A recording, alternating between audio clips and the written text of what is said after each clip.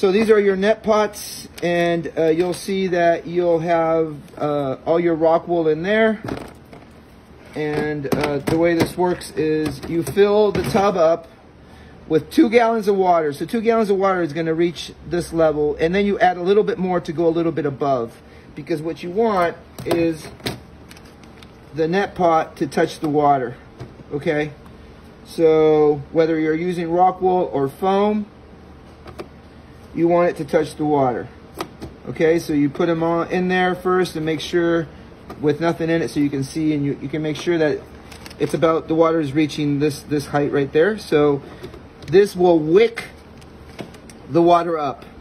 It will absorb the water and it will fill itself. It will be completely wet. What I do usually, I just dip them in the water and get them soaked myself, and then I put them here, and I make sure that the level of the water is high enough, which has to be a little bit above this rim, to make sure that they contact the net cup. And you can use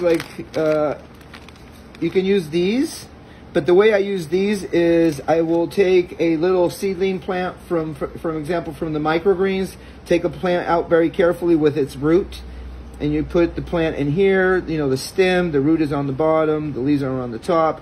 You put them in there. Make sure this is totally wet before you do that.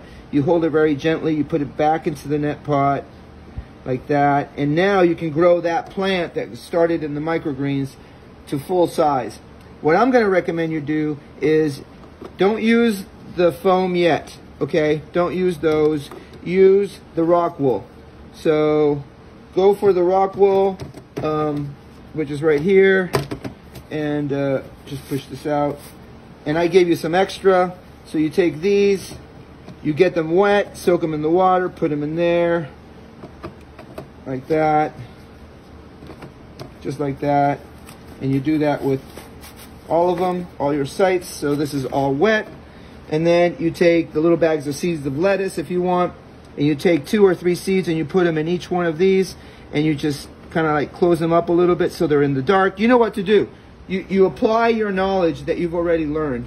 Seeds have to be in the dark, they have to be wet, and you turn on your pump, make sure that the water becomes all bubbly, and that is gonna introduce oxygen to the water, which is called dissolved oxygen. Here's your water level. It should be up to here to make sure. Do a test, make sure nothing leaks, and you're on your way.